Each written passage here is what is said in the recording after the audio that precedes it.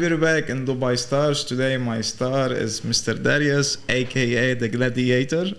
AJ, thank you for your invitation. Thank you for coming on the show. It's been some time we're trying to do this. Thank you. We know your time is too tight, so I'm very pleased to have you today. Thank you. Gonna discuss about your beginnings, and for the first question I want to ask you, when did you come to Dubai and why Dubai? Wow, good story. I'm 57. God bless. Thank you. You're in your 40s. Thank you so much. It's because I've shaved the hair. If I let it grow, you have a white crown all over it. So I'll be Julius Caesar. I was coming to Dubai in the early 2000s on holiday, so I love Dubai. When that was purest center. It was, yeah, exactly. Yeah. I think the Hard Rock Cafe was the last building on Sheikh Zayed Road. Actually, used to stay at Sharjah first. That's how, So, and then my sister moved here, 2007. So we kept coming here a lot. And 2009, I got divorced with my first wife. And she met somebody here in the real estate business, funny enough. And she moved to live with him. So we agreed that the children, I'll look after them. I was a single dad. Then I met my second wife. So we had another child. So I'm there. The reason I'm telling you this because it's all links. Yeah. I had quite a successful business. I had 7 health clubs. I had a marketing company. Almost 600 staff working for us. I was in the rich list of northwest of England, age 43. And one night I'm upstairs. There's a knock on the door, and I shouted at the kids. Somebody answered the door. They were playing games and on their iPhones or whatever, iPads. So I go down, open the door, and 4 men break into my house, and they put a knife to my neck, pin me against the wall. The guy's going, "I'm going to cut his neck," and they demanded cash. And being a salesman, I said, I don't carry that kind of cash, which I didn't anyway. I said, just don't harm my family. They said, pay us tomorrow or we'll kill you and your kids. They knew this school that my children went to. They'd been following me at work. Lo and behold, I found out how they knew me. He was one of my franchisees. That's another story. So that evening, I told them to leave. I'll pay him tomorrow. Phoned the police. Within 20 minutes, they got arrested. They even left the fingerprints on the doorbell. But I feared for my children's health, so I flew them to Dubai. Okay. They never went back to that house again. I'm sure. And then, the very next day I got police. I got accompanied by the police, packed my car, drove through UK, France, to my house in southern Spain in 48 hours. And I was just shocked. And I took some sabbatical, came back, and I just didn't want to go to the house. I hated England, and I had a heart attack. So so I had a stress of it all. I had a heart attack, and whilst lying in my hospital bed, and I said I had a small chance of living. Your heart is divided into a strong side and a weak side. I had a heart attack on my strong side, so I said you probably won't make it. So I was just lying there looking at this crappy hospital ceiling, and I was like, surely this is not it. Surely this is not it. And it was really weird because I wasn't scared of death, but didn't want to die alone. So I was crying, tears were running down my eyes, not because I was thinking, okay, this is it, right? But I just thought I don't want to die alone without my kids. So I just made a decision that I was going to leave Dubai and leave England to be with my kids in Dubai. Wow. So no matter what happens. And then naively, of course I survived, and then naively I told everyone. And I found buyers for my business. They paid me 10%. They didn't pay the 90%. They said, sue us. Knowing I said September 2009 is the date I said that I'm going to go to Dubai. So I got gazumped. I lost all my money. The bank came after me. The taxman came after. I paid everyone. I could have gone bankrupt and saved loads of money. So I ended up here, age 43, 44, with $700 in my pocket. Wow. But I was happy to be with my kids. So I lived in a maid's room. You were 43. Yes. That's like a proper midlife. Midlife, yeah. 3 kids, 1 heart attack then. I've had another one since. And then I came here and lived in a maid's room for 6 months. My diet was 2 coffees and a sugar donut a day. I kept getting kicked out of hotel lobbies because I didn't spend any money. I was just using the Wi-Fi. And then Starbucks back at Borders, Mall of Emirates became my office. So I used to sit there in that corner and make cold calls. I did I'm dyslexic. But I did everything. I even wrote content, Imagine a dyslexic guy writing content. Yeah, I did anything, for more than sold 10 my seconds. soul for money. Sold my soul for money.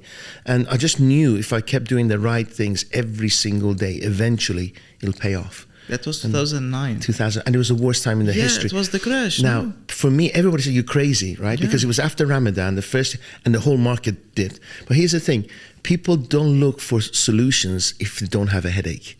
So, coincidentally, it was a perfect time for me because people had headaches. So you were solving problems. I was solving problems, and the bigger I teach this, said the bigger the problem you solve, the more money you earn. So I was sorting big problems. Here's the thing. My mentality was that, who knows me, I'm new to Dubai, so I was charging peanuts. Years later, when I've got track record, I'm doing exactly the same thing. I'm charging 10 times more, and people are willingly paying for it. The only thing that changed was my mindset, my own beliefs. You started valuing yourself more. Exactly. Yeah. I could have valued it from day one. But I just thought, well, nobody knows me. I'm new to the country. I made up excuses. It's a part of process. Exactly. So, yeah, and then now, last year we had 9 companies. We had 130 staff working for us. We make a lot of money. And then I just decided that I'm going to spend a lot of time contributing. We're an investment house now. Every single month we invest in a company. So people are pitching me all the time. We run the Gladiator Mastery Program. We have an online agency, top 3% Google partners in the whole of MENA region. That's great. So thank you. My son runs that, thank God. So, yeah, miracles happen all the time. Miracles, and I'm a walking, talking miracle. Compare your life now to your life before. In the UK, you were really established, you have lots of money, life was perfect. But were you really content back then, or you feel now you're content, you're happier? Which one? You know, fact that the sun shines every day makes you happy. Yeah. Right? And in the UK, I didn't realize, I'm Iranian born. So although I have a British citizenship and British passport, I never felt like home. I'm a Muslim, and I never felt accepted. So when I came to and I went to Iran, and it didn't feel like home either because I've been too westernized. Dubai felt perfect. You know, it's got the Western mentality. Yeah, exactly. yeah. It's not like there's a system, there's law and order, and if you work hard, you're honest, you do well. So Dubai fitted perfectly in my life, but it needed that hit for me to make that change. Otherwise, it was comfortable, and being comfortable is your biggest enemy. You know, my challenge now is to inspire myself to go out there and do things because I'm comfortable. You know, and people like yourself, I had a chat before we started, like, you want to get fitter and healthier and more successful.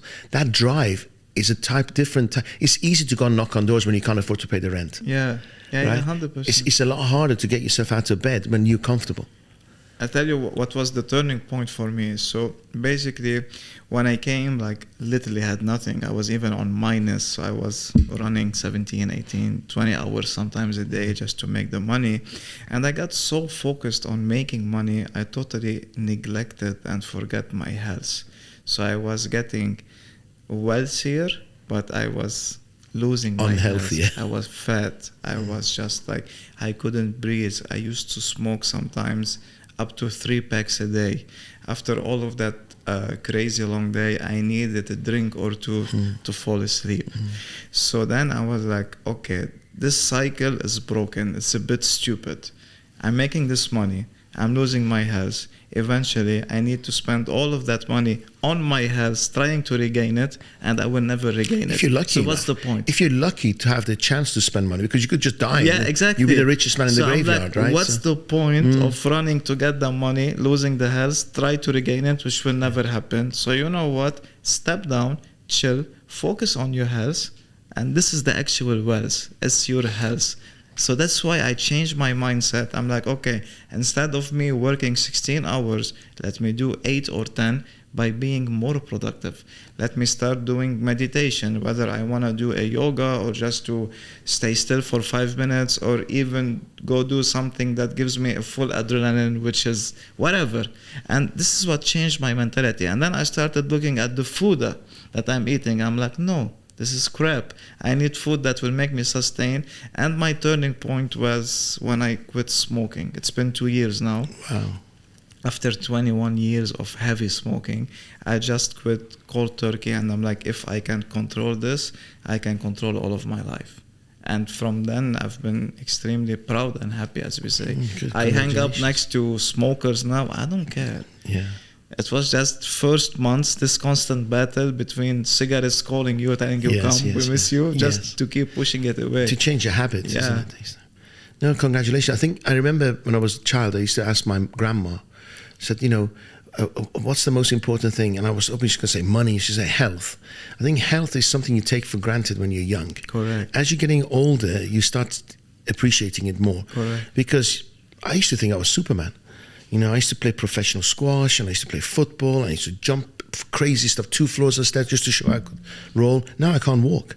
My knees are giving in, like my advice is look after your knees, because they need to look after you when you get older. They're the most important, correct. Congratulations. Thank you. Tell us now, guide us through what's been happening in your gladiator program.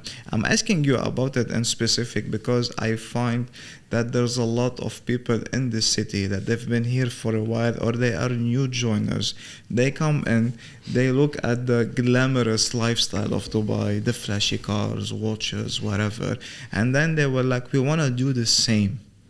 So does your program provide this window or the gateway for people at least to step their foot on this? You have to have a desire. Yeah. Okay, because if you're just copying, I'm sure people have copied you in business. You've had people leave. I'm flattered. It's okay. It doesn't upset me. Exactly. And if they're doing it for a wrong reason, they will not make it. Correct. True. So you have to have a desire and a passion. So that's very rare in people. So irrespective of geography, those people will never make it.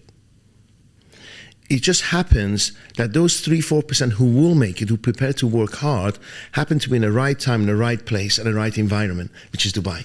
The whole world is coming here. So if you have the right ingredients and you're prepared to take action, you could really do well. Now, if you don't have the desire and the hunger and you get rejected, and you just go home and put your thumb in your mouth and feel sorry for yourself and start blaming the world and the victim, nothing's going to happen to you. So I think with Dubai, everything's magnified. You can do very well quickly, or you could lose very quickly. I don't know anybody comes to Dubai to find spirituality or love. People come here to commercially do well. Exactly. You go to India, right? You go somewhere else to Thailand or something. You come here to commercially do well and go home. So you have to be sharp, you have to be honorable, because where money goes, unfortunately, lots of people take advantage of other people. If you're honorable and your reputation is that you do good, you have high values, you will do well and deliver on your promises. So Gladiator Mastery, I formed it because I never had anybody. I lost my father when I was 3, lost my grandfather when I was 7. So I never had a male figure teaching me anything. So I say to my mom, I think it was about 14, so how do people get jobs? She goes, I don't know, go and ask someone. There was no internet. So I had to really find everything myself.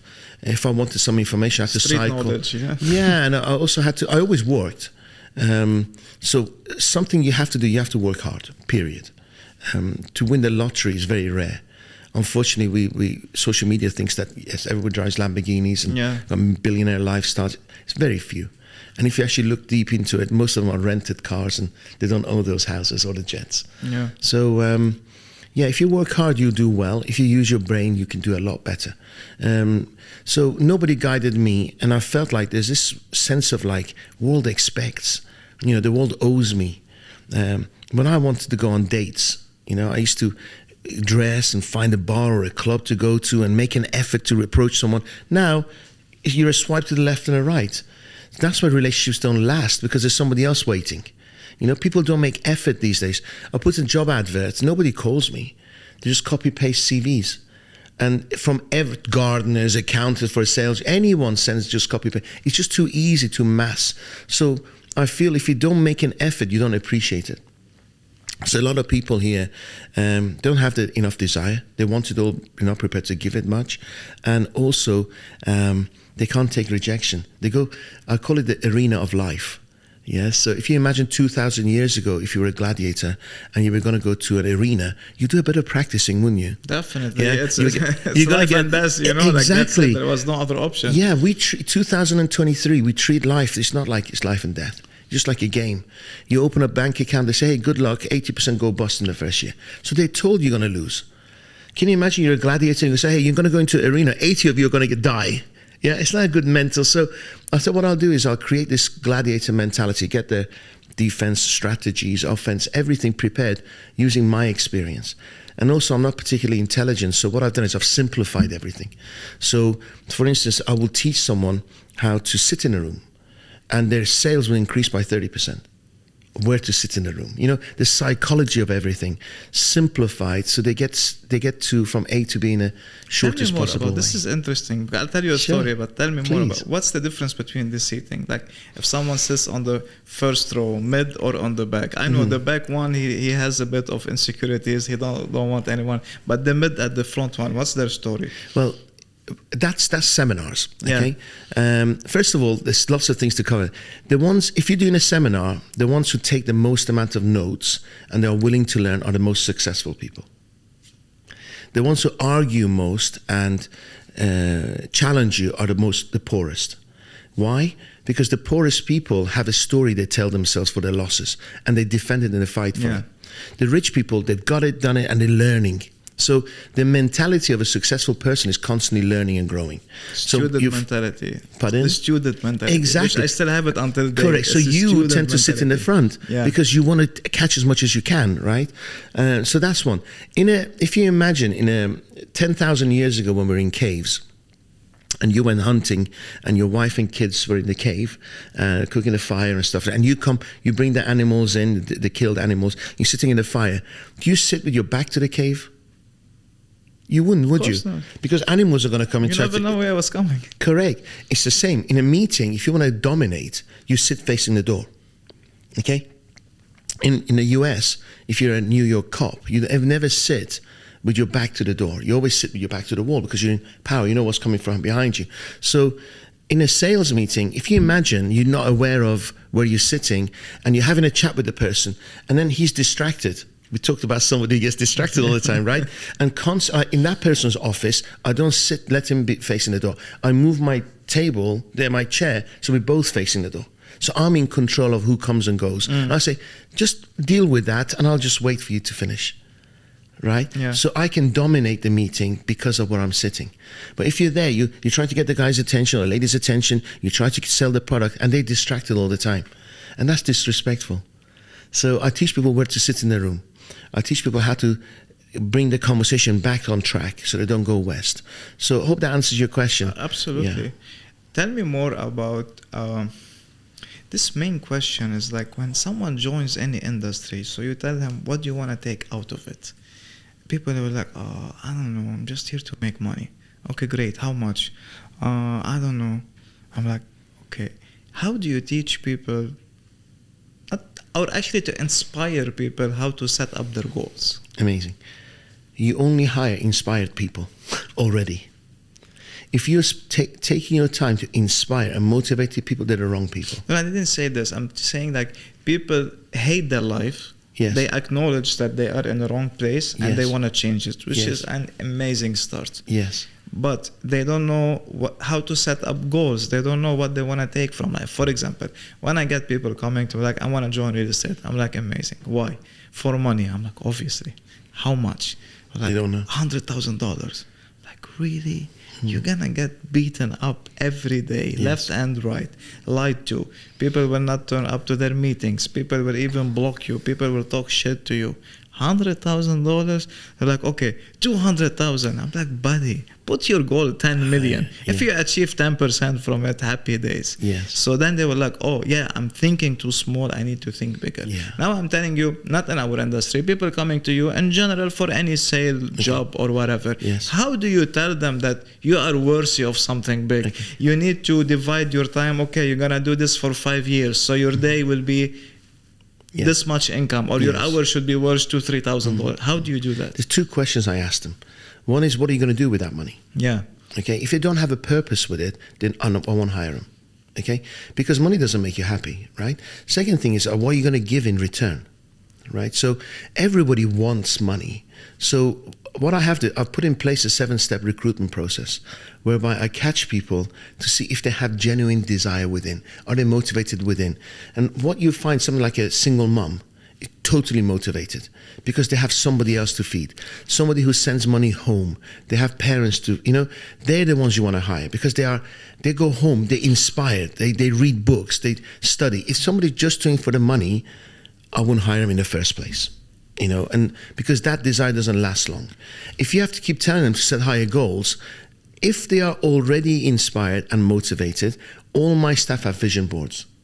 Even my driver has a vision board. My receptionist has a vision board. So they put what? The bank account, they put their dream house, they put house, the car, every the one of them. vacations. Correct. Yeah. So it aligns them every single day as to why they're coming. Now, if somebody says, I'm looking for a job, I'm looking for work, I actually wouldn't hire them. I'm very sensitive towards what they say. If they're looking for an opportunity, I look into them. Because it's the opportunity to grow.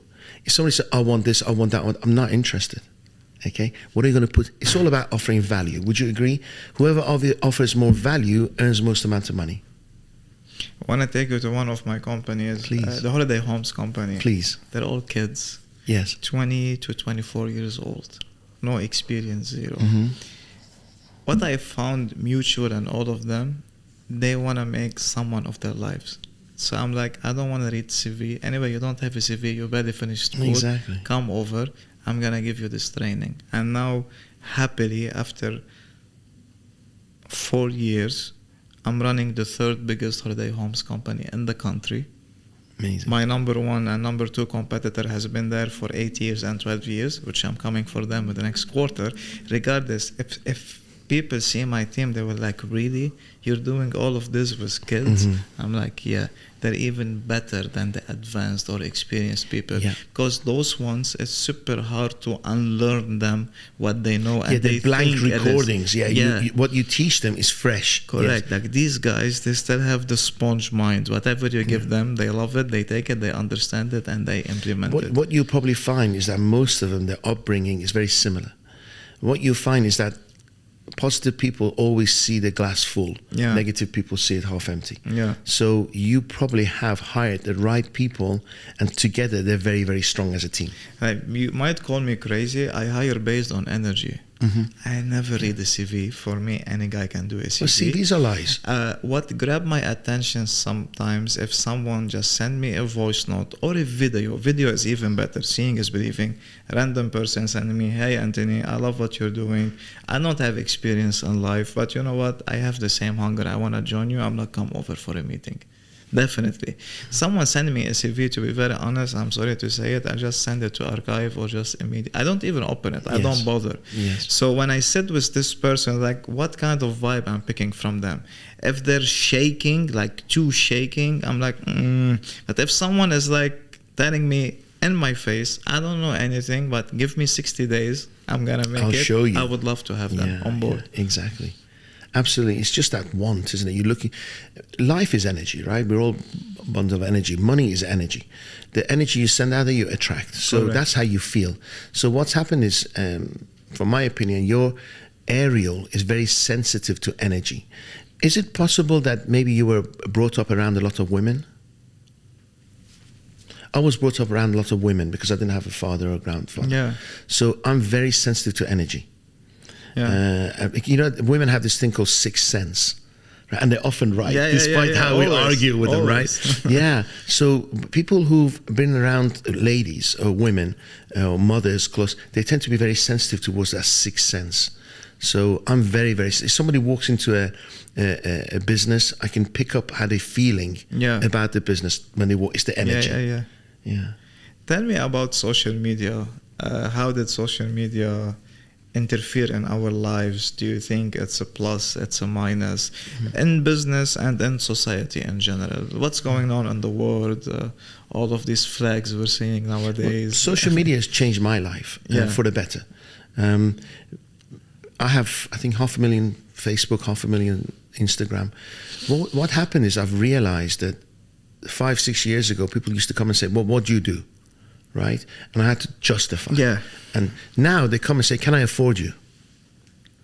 Because I have a strong foothold in the social media platform. I have 2,000 videos. So people suddenly, their perception of me is, I'm still the same person, but the perception of me has changed. So that's been really good. To be successful on social media, you got to be consistent. You got to keep adding value. Don't be selfish. Don't think, I'll hold back. Just don't. You know, people still want to connect with you. They still want to come to your seminars, read your books, right? So keep giving. Keep giving. I think before we were dictated by the publicists.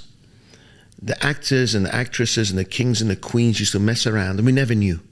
They just gave the publicist something, they send it to the press, we believed it. Now we can tap into their lives every single day. There is no filter anymore. Correct. So I like it. I like it because we get a sense of reality. The BS that people believe has always been there. It's just a different format now. It's a different format. Imagine so many information. And it's fast, right? So imagine you're a king of Great Britain and then you lose a battle in Australia. Take you 6 months to find out what happened. Yeah. True. By the time the guest gets on a ship and comes out, we lost the battle. Yeah. Everything was slow. Now it's fast. You know, you can utilize and hit the masses as quickly as possible and gain great wealth, right? But you have to have the right values. You have to keep caring. Also, you have to share your vulnerability. You and I share our vulnerability. We don't mind talking about coming here with nothing and stuff like this, right? Your vulnerability on social media is your strength. Actually, I feel proud of it, and I'm just saying, like, if I made it, anyone can make it. I come from a broken family. Parents got divorced since I was 8. Mm-hmm. By the age of 13, I was living wild, lost between parties, women, and whatever comes with it. Like, you? I'm like, I already feel sorry for you. No need I'm to just feel joking. sorry. I'm just joking. Lots but of women I and really partying. went south in life. I reached a point where nothing meant anything for me. I didn't value money, didn't value friendship. I was like, and then I just got slapped in the face, and I'm like, but it cannot be that silly, you know. I need to travel. What was the slap? What happened? The slap was when I felt that I'm living with no purpose, with nothing. I just party every night until 5-6 a.m., come back home, pass out until 2-3 p.m., wake up feeling tired, feeling, I don't know, miserable, and then wake up, do the same all over day by day, and years has passed, and I'm like, no, there must be something different to life. But I acknowledge that what I am at, it wasn't my country's fault, it wasn't my parents' fault, it wasn't anyone's fault except me. And I'm like, this, I can do it for the rest of my life. However, let me see what's on the other side. And when I traveled and when I came here, I remember the first day, I felt I'm nothing. When did you arrive? Look how glorious this is. What year was this? That was October 2014, 23rd of October 2014. Amazing. And I'm like, I'm nothing, man. Like, even if I die in this second, no one would even know. No one would even recognize this. Look at this glorious stuff. Look how big this city is. Like, look about the vibe. And then I went to a 90 days of constant beating. Like, whatever I was trying, it wasn't working. I would join the real estate. No matter who I was calling, barely talking to me. Even when people were arranging meetings to come see me, people don't know that. But back then, I didn't have a car. I couldn't even afford a taxi. So I had to walk 7 kilometers to reach the metro and then to take the metro to that destination. So if my meeting was at 5 p.m., I had to leave the office by 2:30 to reach at 5. And some people never showed up. And then I called them, like, are you on the way? They were like, who's this? I'm like, motherfucker, who's this? You know how much effort I put to be in here? And we're like, oh no, we're not gonna. We took another flat. Hang up. So that rejection and beating on a daily basis, it got me to a place I'm like, okay, literally, I have nothing now. I don't even have money to eat. So I have two options. Either I'm gonna keep fighting or just go pick up a building, jump from it. There was no other option, you know. And then bit by bit, I built that momentum. I got my first 2,000 dirhams. I'm like, yay, I'm the don now. Then from then, I started getting money. 9 months later, I got my first studio, 300 square feet that felt like a proper mansion. I got driving license. I rented my first Hyundai, whatever it was. So it was a move from the metro. And yeah, but from there, I started building, and I'm like, okay, these days, as shit as they were, I appreciate them, but I'm never coming there. So this was keep me moving every day. It's like just keep going so I can never go back to that stage, which I really appreciate. But I'm telling you, the start was really tough. So yeah, I don't mind saying it, because when someone comes to me and say life is tough, I'm like, do you have a house? Like, yeah. I'm like, do you have a car? Like that. I'm like, chill, man, chill. You have a roof, chill. We started differently. We came in differently. Even now, the brokers, when they come to me and telling me how tough it is to find a client, I'm like, buddy, back then, in 2015 and 16, if we had a guy who wanted to buy a studio, we used to work for 30 days to get it done, and we used to make 2,000-3,000 dirhams. Now you blindly is making 100, 200,000 without doing any effort. So trust me, it's not hard at all. Yeah. Wake up, smell the roses. People are motivated. You said a lot of interesting stuff. If I may tap into a few. Please. People are motivated in two ways. One is to have pleasure. So they're driven by their goals. Some people are motivated by never wanting to go back to the pain. So you're driven, you mentioned it, that the fact that you never want to have that pain.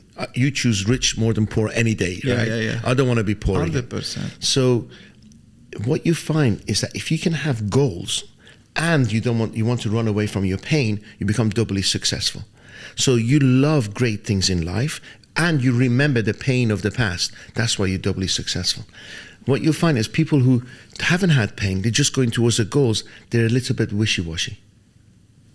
They're not as driven as somebody who's had pain. And they might lose it very quick. Because I found out they have after to go through experience the process, that making it's not the hardest part. It's hard, but it's not the hardest. The hardest is maintaining and scaling from there. And this is the hardest part. Just like not to get your ego, get control of you, and not to start feeling that you're something so big and everyone else is a moron. No. Yeah. If you manage to get yourself that the richer you get, the more humble you become, that's the best formula. You know, it's to be successful, you need a balance of humbleness and ego. If you're too humble, you get walked all over. You're going to take advantage of. What I'm saying humble is like when a stranger come to you and try to talk to you, give them this 2 minutes. Correct. If you make him smile, you just change a part of his day. Not just like please stay away from me. This is what I mean by it. That other side is too much is arrogance. Yeah. So there's no empathy there. So real successful people have a balance of empathy and ego. So they're very nice and humble, yet they have to have the ego to hold a meeting, do the big deals. Yes. I agree with that. Tell me now about your relationship with your kids. Ooh, thank God you didn't ask the wife. I need to tap a bit about it. No, that's good anyway. Before leaving, thank God I have 4 kids. A beautiful 3 boys and a girl, thank you. My son and daughter, 29, 28, success millionaires in their own right. And I think the reason for that is that I never had love in my life. So what I decided to, as a child, that if I was going to have children, I was going to give them unlimited amounts of love.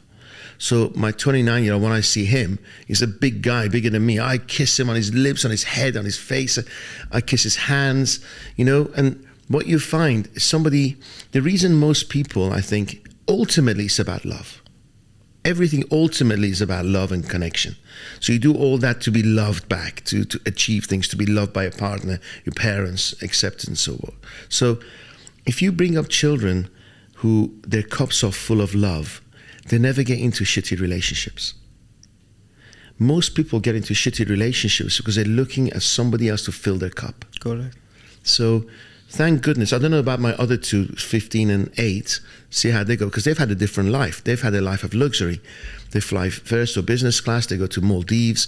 My first children didn't have that. They saw that, they didn't go to school for 6 months. So they've seen what pain can be, right? So thank goodness they're good. Their relationship is really close.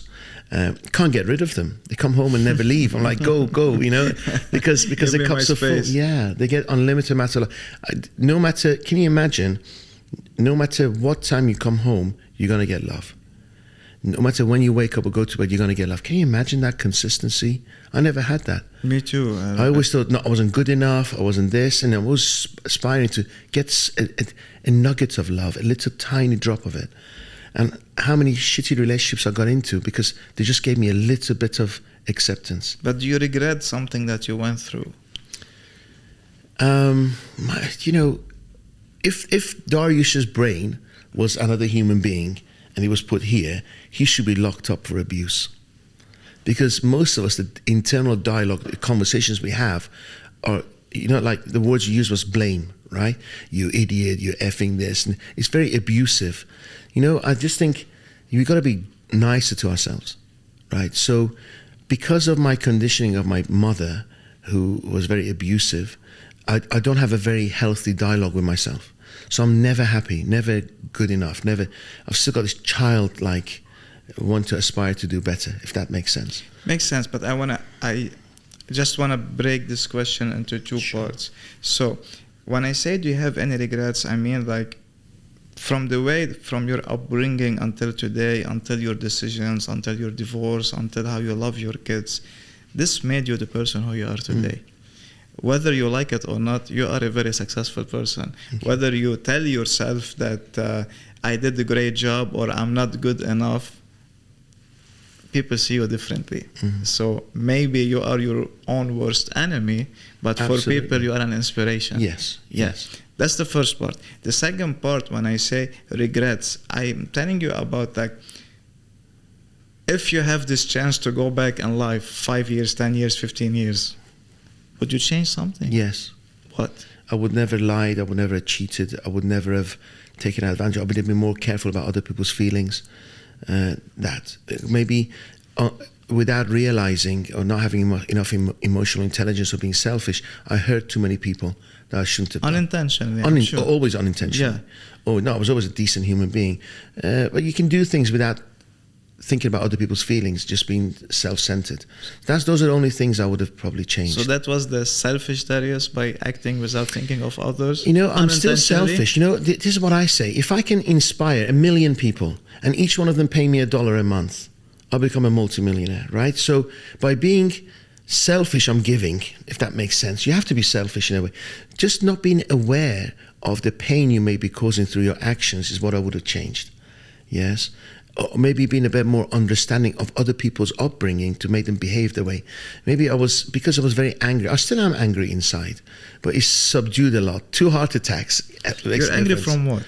Didn't have a childhood. It's interesting you say that. I didn't realize. I always thought my dad was my hero. He died 29 of a heart attack, right?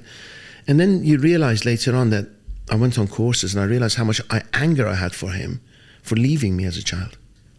It was anger, like, why the fuck did you leave me as a child not to have you picking me up? I didn't have a father figure to guide me. So that I was angry, and so I never really consciously thought. So God help someone in my 20s if they cross my path in a traffic light. I'll kill them. I was locked up so many times in England to calm down.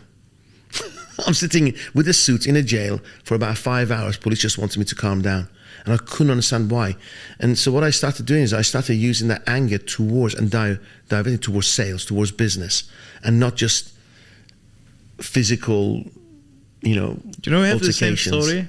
We have the same story. So it's just like my dad also was my first inspiration in life. And down the line, I just found out that what he was doing and showing me as a kid wasn't healthy for a child at all. Yes. And maybe back then I didn't feel that it was hurting me in a way, but it was always in my subconscious. You didn't know the difference then, yes. It was always in my subconscious. And down the line, when I became, let's say, 25, 26, something, we started, me and him, beefing a lot. And I always said that I wouldn't do, if one day I get a child, I wouldn't do to them what you're doing to me. And then I had this anger on him. And then I felt this, I need just to be separated from this person. I don't want to see him later on. And he passed away in 2019, God rest his soul. Sorry. And I still got my anger on him until I'm like, you know what? In order for me to live, I need to let go of my past. Whether I agree that I should forgive him or not, I need to forgive him so I can let him lose free in peace, and I can let my life live in peace. And this is what I have done now. And from my second book, which is coming, I was telling you about, I dedicated the book to him. Wow. And I said, I love you, I forgive you, and I hope that I'm making you proud of the person who I am. And mentally, I told myself, this is how much he knew, or this is how he felt he should live. Instead of me pointing fingers and saying, blame. You were not good enough with me, you become a better man, whether you have a kids or not. Yes. So that's what I wanted to tell you, this message, that you cannot live with anger. You cannot live with the hate. Even if people don't deserve it, whether they're family, blood, friends, cousin, whatever, forgive them, because you deserve better than... You Also, deserve to remove the weight from your shoulder. You're absolutely... A beautiful story, by the way. Thank you for sharing it. And on the grand scale of things, we're all going to die anyway. So what does it matter, right? And I say to people is that we've all had a past. Remember, don't forget it, but don't live in it. Yeah. Okay, it's that when you live in the past, which I did in the past too much, I felt the misery and the anger and the sadness. Okay, so now you can't forget your past, but you don't have to live in those emotions. So that's what I'm dancing a lot more with my past. Yeah, I mean, like the brain has so many stages where you can bury it in it. Correct. You can. At the same time, you get triggers. Yeah. Right? Yeah. So you're going along and somebody says something that it triggers some word that was used before, and then you have to know how to manage that trigger, the response to that trigger. Yeah. That comes again with age. Have you ever thought of therapy? I've or had hypnosis or... all of it. Yeah? Yeah. And nothing worked? What do you mean nothing? Well, I'm perfectly okay. No, you are. That's the jab effect. Yeah. I'm perfectly okay, yes. No, of course I have. And I'm asking you this because I'm thinking of it myself. Yes. Because now I'm finding like maybe we are too, idols, that we cannot share some stuff, but we can totally share it with a stranger. After this session podcast, Yeah. I will give you a name of where to go. I'm going for Marissa Peers, no one else. I will send you somewhere else. If I may share, it's called the Hoffman Institute. Okay. Hoffman Institute, it's created by Dr. Hoffman in the 70s, and they have these courses all over the world. And I've sent 20 of my students over the last 10 years. One of them was the CEO of Renault, and it's changed their lives. Every single one of them changed their life. Because what happens is, we have, for instance, God rest his soul, your father passed away. You have so much unsaid conversations. Okay, so you need to empty that. You have so much emotions going on, you need to empty that. You have so much dialogue going on, empty it. So physical. Hoffman, I'm not going to share too much. In 8 days, you empty yourself.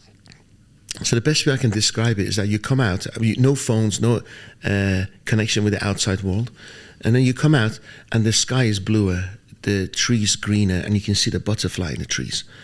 What happens is, you and I, we're probably going to go to our car. We won't even notice the trees. It's just green things, and we won't look at the sky. So after the Hoffman, what happens is you get the purity of a child back. So what they often say is for 2-3 days, go to a spa, don't connect with the outside world, just ease yourself back into society. So I'm a Tony Robbins coach, Deepak Chopra, everyone that level. Hoffman is that deep. Incredible. So I would highly recommend Hoffman Institute. Definitely. Appreciate that. Tell me... By the way, everybody needs continuous growth. So I'm constantly on courses. It never stops. Yeah. I mean, as long as you have the student mentality, exactly, you are in a great position. Nobody's ever perfect. I still, believe it or not, like my monthly target is to read 4 books. I will never skip it. This is my top priority over any party, any going out, any whatever. I have to do my 4 books. I have to listen to podcasts. Even though I do podcasts, I also listen to podcasts. I like to sit with different people and learn from them, whether they are in a great position in life or not, because also you have a lot to learn from the poor. The poor is a human being, but he decided that his interest in life is different. Okay. So I love sitting with them. I love talking to them. And my most important part is just like to suck and grab as much information as possible and to give it back to people in a different wording. Beautiful. Because lots of people, they don't enjoy, let's say, listening to a podcast, or some people hate reading books. So once you are sharing it in a conversation, you are tapping into their life. You're the way you tell the story connects with their heart. And like we were discussing earlier, like you don't want somebody shouting and swearing. Maybe that you can't resonate with that. Yeah. But the way you put it together, like, I'm so excited to read your book. Honestly, I cannot wait to read your book. Thank you. Really, I'm sure really you're can't gonna wait. finish it in 2 hours. I you can't know, wait. just like- I can't wait. But I am dyslexic, so make that 2 days. Yeah. I have to read the same chapter 10 times.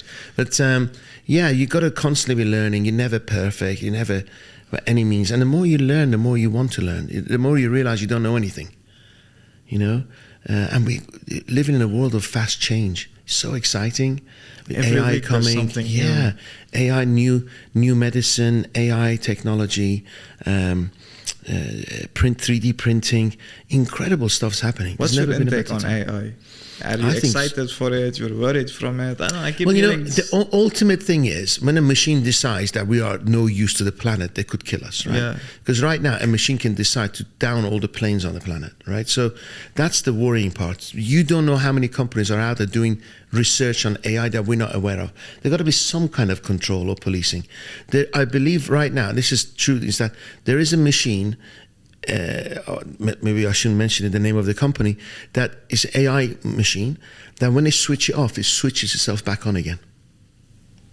the Can you problem if imagine? it knows how to code itself. Exactly. Yeah, and when this goes into military, that's when it's gonna lose Correct. control. So but human beings are shitting in the planet. They're going to destroy. They're killing each other. Well, just get rid of them all and have a planet of dinosaurs. And in 50 million, it'd be just like Terminator. yeah, exactly. Yes. Like the Terminator. Yeah. Yeah, that's how it happened. Why They do took we need human over beings? and- Yes. Why do we need human beings? We are pretty useless creatures, really. You know. And the funny thing is that this aspiring to have lots of things and greed and stuff is not our natural state. Our natural state is survival. Because we used to chase the weather and plant seeds and chase. We're hunters and gatherers, right? This business of having your apartment, having your home, flying here and there, is not natural to us. Our history of 10,000 years is desperation, right? So now we're confused, like men are confused. Right? This Me Too movement and women have equality. I'm not saying it's right or wrong. Well, men are lost their way. Now that's why people like Andrew Tate are doing very well, because they're men saying, give me some direction, give me my masculinity back. Does that make sense? There's lots of confusion happening right now in our time. Do you think the internet had to play mega role in it? Yeah, amazing. And the impact. So Yeah. when people misuse the internet, misuse what they're seeing, their everyone started wanting stuff that they don't want it, to be very honest. Do you know, can I ask you a question? Do you think war started by misinformation?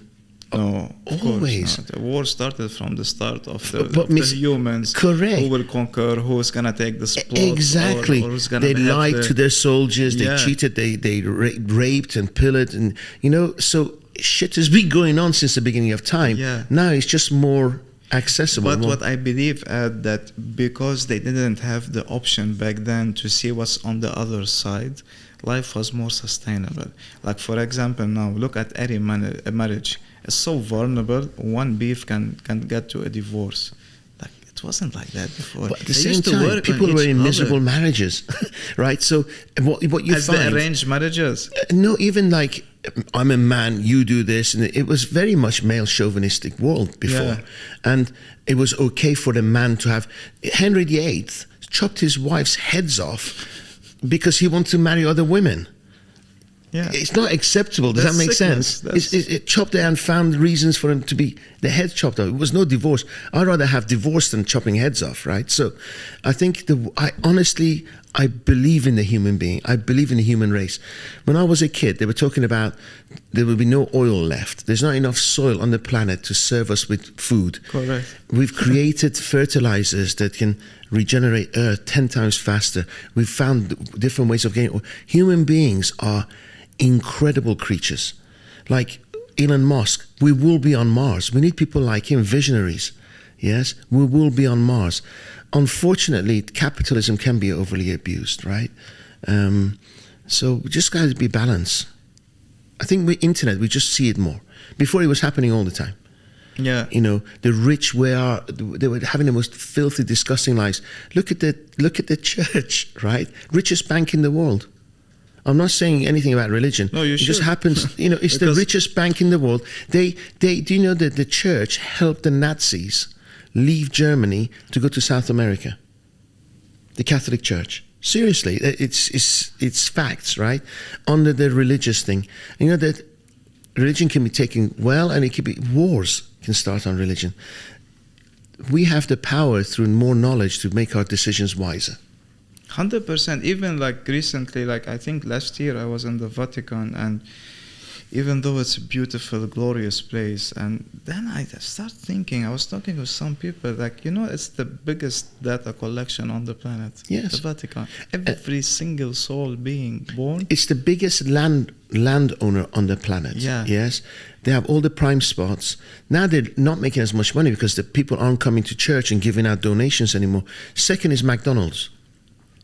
It's church and then McDonald's. Yeah. Because they're in all the prime spots on the planet, right? So, yeah, they're landlords, they're debt collectors. Got me thinking. I'm like, they are not practicing what they preach at all. Zero. Like, maybe one plot can feed millions or whatever. So what I'm trying to see is like, they use religion to either unify or to separate people. Yes. Yeah, it's like a psychological method, way more than it's a belief.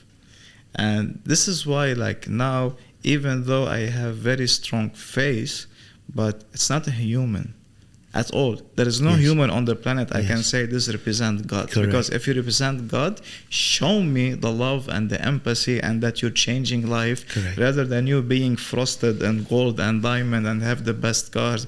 Why they need 30, 40 cooks? Yes. That's too much. Yes. You know what I mean? So that's why, like, I kind of lost my belief in humans who are trying to present God in any way, and I just believe in religion itself, and I even believe in practicing.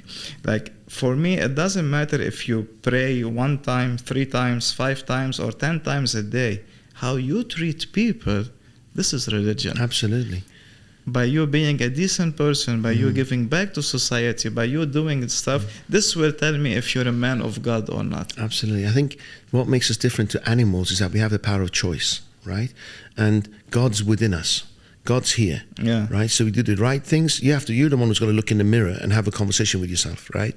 Where are your values? Where is your God? Where is your energy? Where is your spiritual leadership? Definitely. Well, I think to follow any religion blindly is wrong. Correct. Okay. I went to my dad's grave 18 years ago in Iran, and there was a mullah sitting there, and he was saying prayers to people, right? And somebody will come and give me, I don't know, the currency was 1,000 riyals or whatever, and he'll take it, say, what's the name of your brother? Ali, okay, whatever, Ali. And then somebody else will come and say, here's 1,000 Hussein. So he'll do the Hussein, right? And then some woman came and said, my son died, and I only have 500 riyals. So go away, I'm not going to pray for him. And he had a bunch of cash under his leg because his entry level for prayers was 1,000 whatever currency. I'm like, what is this? It's proper business model. It's a business. And then we went to his grave, and the grave cleaners waiting. The moment you come, they run with the water and the thing to clean it, and they catch it. I'm like, everything is a business. End of the day, we come to this fucking world on our own. We live on our own. Do the best you can in this short window of time you have. And my grandma died when she was 92, and I said to her, last time I saw her, so tell me about life. She goes, it's short. Life is so short. And I have the Quran, her Quran, when she actually saw the Tsar of Russia on horseback going through her village. Oh, wow. Isn't that amazing? Yeah. And then she couldn't read or write, but she could read the Quran. And her tears, my great-grandfather used to beat her up, and she used to cry on the Quran, and her tears are in the Quran that I have from her still. It's beautiful. Yeah. Thaddeus, we cannot get enough from you. This has been really amazing. I'm going to put all of your credentials, if you don't mind, on for viewers to see it, to follow you on YouTube, on Instagram, even to subscribe to your model. Thank you. My last question will be, it's not even a question, it's like, let's say your kid's going to be looking at this podcast on YouTube, Apple Podcasts, whatever, after 10 years. Which kind of message you would like to leave them? Amazing question. 15 years ago, when I was in Iran, I turned up in a city called Qom. I don't know if you've heard of it. It's a religious city. And about 50 people turned up to see me. And I didn't know what the hell. They said, these people are here as a sign of respect to your grandfather. Because my grandfather was a mayor of that city. And that's the time I thought, I'm going to have a legacy. I thought, if these people who don't know me come to shake my hand because of what my grandfather did to their grandparents, what a way to leave a legacy. So I want them to realize. So the reason I'm doing this first is to leave a legacy for my great-great-grandkids.